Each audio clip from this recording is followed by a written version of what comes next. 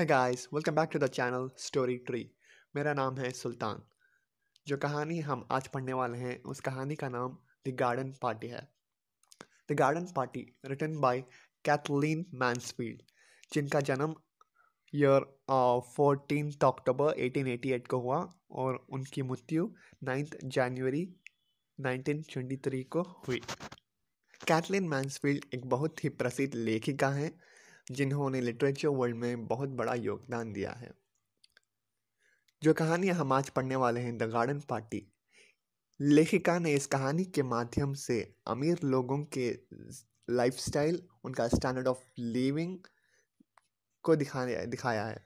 और साथ ही जैसे हम कहानी में आगे बढ़ते हैं और जब मिस्टर स्कॉट की डेथ हो जाती है, जो एक बहुत ही गरीब व्यक्ति होते हैं, तो अ, लेखिका ने एक गरीबों के जीवन के बारे में भी इस कहानी में दिखाया है और एक डिसेंट कंपैरिजन करती हैं अमीर और गरीब के ज़िंदगी की। और लास्ट में एक बहुत अच्छा कंक्लूजन देती हैं कि चाहे वो अमीर हो या गरीब, हर इंसान को एक ना एक दिन मरना ही पड़ता है। और चाहे वो अमीर, और मौत और मृत्यु ये नहीं देखकर आती कि एक इंसान अमीर है या गरीब है, हर एक इंसान को एक ना एक दिन मरना ही पड़ता है। तो चलिए बढ़ते हैं कहानी की तरफ। शुरुआत में मैं आपको इस कहानी के कैरेक्टर्स को इंट्रोड्यूस करा दूंगा। Mister Sheridan father, missus Sheridan mother, Laura इस कहानी की मेन कैरेक्टर और मिस्टर शेरिडन की बेटी डॉटर। मैग लौरा की बहन, जोस लौरा की बहन, लौरी लौरा का भाई, सैडी एक नौकरानी जो मिस्टर शेरिडन के घर में काम करती थी, मिस्टर स्कॉट जिनकी इस कहानी में डेथ हो जाती है। कहानी की शुरुआत लेखिका ने मौसम को और क्लाइमेट को डिस्क्राइब करते हुए किया है कि जिस दिन पार्टी होने वाली थी उस दिन का climate windless, warm and the sky without cloud, मतलब एक ऐसा आसमान जिसमें कोई बादल नहीं थे और सूरज की किरणें अच्छी तरीके से निकले हुए थे। वह लिखती है कि उस दिन पार्टी का दिन perfect day for garden party था और इस बार मिसेस शेरिडन ने पार्टी की तैयारी की सारी जिम्मेदारी अपने बच्चों के ऊपर छोड़ दी थी।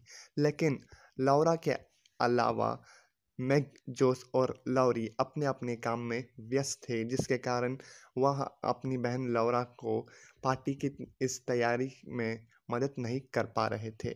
जोस और मैग पियानो बजाने की प्रैक्टिस कर रहे थे ताकि वह पार्टी के दौरान उनका पियानो परफॉर्मेंस कर सकें, जिसके कारण अब पार्टी की तैयारी की सारी जिम्मेदारी लौरा के ऊपर आ पड़ी थी।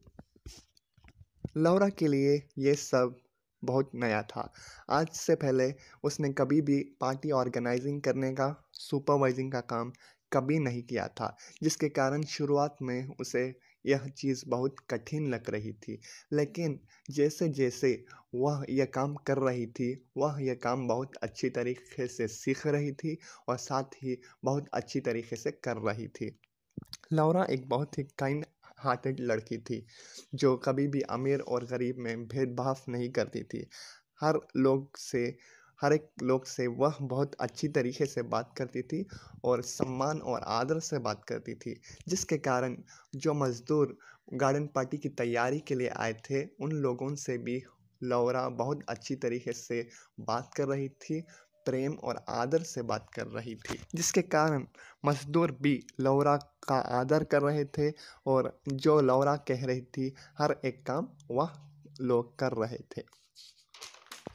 लौरा पार्टी की सारी तैयारी बहुत अच्छी तरीके से करवा रही थी, जैसे कि मार्क्यू लगाना। मार्क्यू बेसिकली हम जो वेडिंग ओकेशन पे या फिर पार्टीज़ में एक बड़े से गार्डन में जो बड़ा सा टेंट देखते हैं उसे मार्क्यू कहते हैं। और फ्लावर डेकोरेशन का काम, बैंड का काम आदि सब कुछ बहुत अच्छी तरीके से करवा रही थी। पार्टी की सारी तैयारी बहुत अच्छी तरीके से जा रही थी। तभी लौरा को ये पता चलता है कि मिस्टर स्कॉट जो उनके नेबर होते हैं, जो उनके घर के बहुत पास होते हैं, उनकी एक्सीडेंट से मृत्यु हो गई। उनका एक्सीडेंट तब होता है जब वह हॉर्स कार्ट में रेलवे ट्रैक को पार कर रहे थे, लेकिन वह रेलवे ट्रैक में स्टक हो गए और उनका टक्कर रेलवे गाड़ी से हो गई। यह बात सुनकर लौरा को बहुत दुख पहुंचता है और उसे यह विचार आता है कि हमें पार्टी की सारी तैयारी रोक देना चाहिए और पार्टी को कैंसिल कर देना चाहिए। तो वह तुरंत अपनी बहन जोश के पास जाती है और उससे यह कहती है कि हमें पार्टी की सारी तैयारी रोक देनी चाहिए और पार्टी को कैंसिल कर देना चाहिए। लेकिन जोश इस बात को नहीं मानती। जोश का मानना था कि लौरा प्रैक्टिकल और लॉजिकल बात नहीं कर रही है और लौरा जज्बातों में बह रही है। और जोश कहती है कि हमें पार्टी करनी चाहिए और पार्टी कैंसिल नहीं करनी चाहिए। अब दो बहनें लौरा और जोश में बहस छिड़ जाती है इस बात की, लेकिन लौरा तभी बहस को छोड़कर तुरंत अपनी माँ के पास जाती है, मिसेस शेरिडन के पास। मिसेस शेरिडन के पास जाकर भी लौरा यही कहती है कि मिस्टर स्कॉट की डेथ हो गई, जिसके कारण हमें पार्टी को रोक देना चाहिए, क्योंकि अगर से हम पार्टी करेंगे तो यह चीज़ अच्छी नहीं लगेगी। लेकिन मिसेस शेरिडन ने भी वही कहा जो लौरा की बहन जोस ने कहा कि हम पार्टी कैंसिल नहीं कर सकते, हमें पार्टी करनी ही चाहिए। तो अंत में लौरा को अपनी माँ की और बहन की बात मानना ही पड़ा और वो इवनिंग में पार्टी कंडक्ट होती है। पार्टी में सारे मेहमान बहुत खुशी खुशी आते हैं, बहुत एंजॉय करते हैं और ये पार्टी बहुत सक्सेसफुल पार्टी बन जाती है। पार्टी के दौरान लौरा इस बात को भूल जाती है कि मिसेस स्कॉट की डेथ हो गई है, लेकिन पार्टी के बाद मिसेस शेरिडन को, लौरा की माँ को, यह विचार आता है कि पार्टी का सारा बचा खुचा खाना एक बास्केट में पैक कर कर मिस्टर स्कॉट के घर को भेज दिया जाए। तो मिसेस शेरिडन ने सारा बचा कुचा खाना एक बास्केट में पैक किया और लौरा को कहा कि मिस्टर स्कॉट के घर पर जाकर इस बास्केट को पहुंचा दिया जाए। लौरा ने अपनी माँ की बात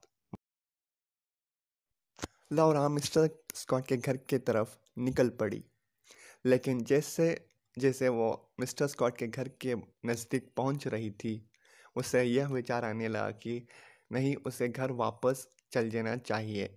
कि और उसे यह लगने लगा कि अब वह मिस्टर स्कॉट के घर पर जाएगी तो यह बात अच्छी नहीं है और उससे मिस्टर स्कॉट की डेथ की और उनके परिवार के हालत के बारे में सोचकर बहुत ही दुख हो रहा था, जिसके कारण अब वह घर वापस लौट जाना चाहती थी।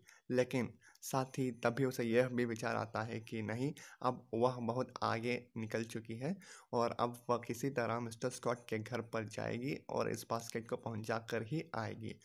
तो उस लौरा मिस्टर स्कॉट के घर पर पहुंच गई। मिस्टर स्कॉट की बहन ने दरवाज़ा खोला और लौरा को अंदर लौरा मन स्वागत ही मन किया। यह सोच रही थी कि वह तुरंत वहां पर बास्केट रखकर तुरंत मिस्टर स्कॉट के घर से निकल जाएगी। लेकिन जब वह उधर बास्केट रखकर मिस्टर स्कॉट के घर से निकलने वाली थी, तब मिस्टर स्कॉट की पत्नी ने लौरा को रोककर बहुत आदर सम्मान से बात किया, बहुत प्रेम से बात किया।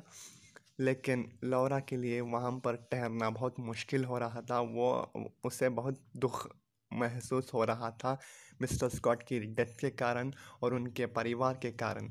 मिस्टर स्कॉट की एक पत्नी थी और 5 बच्चे थे। लौरा को उनकी हालत देखकर बहुत ही दुख पहुंच रही थी, जिसके कारण वह और उधर नहीं रुकना चाहती थी और लौरा तुरंत कुछ कहे बिना मिस्टर स्कॉट के घर से निकल गई। और जब लौरा मिस्टर स्कॉट के घर की लेन क्रॉस कर रही थी, वहीं कॉर्नर पर, किनारे पर उसे अपना भाई मिल गया, लौरी। लौरी को देखकर लौरा और दुखी हो गई। वह लौरी की तरफ दौड़ी और उसके पास जाकर वह कुछ कहना चाहती थी, लेकिन कह नहीं पा रही थी। लौरा के आंखों में आंसू थे, लेकिन वो कुछ कहना चाहती थी लेकिन कह नहीं पा रही थी।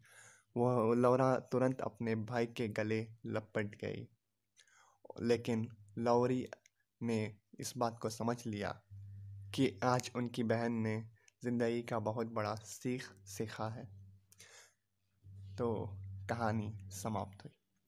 तो देखिए दोस्तों, लेखिका ने इस कहानी के माध्यम से कितनी अच्छी सीख दी है कि चाहे वो अमीर हो या गरीब, मौत हर एक इंसान को एक ना एक दिन आती है। और इसी कारण हमें कभी भी गरीबों को डिस्क्रिमिनेट नहीं करना चाहिए, उनका अपमान नहीं करना चाहिए, और जहाँ तक हो सके हमें उनकी मदद करना चाहिए और उनसे आदर से, प्रेम से बात करनी चाहिए। So that's all in today's video. Stay happy, stay blessed.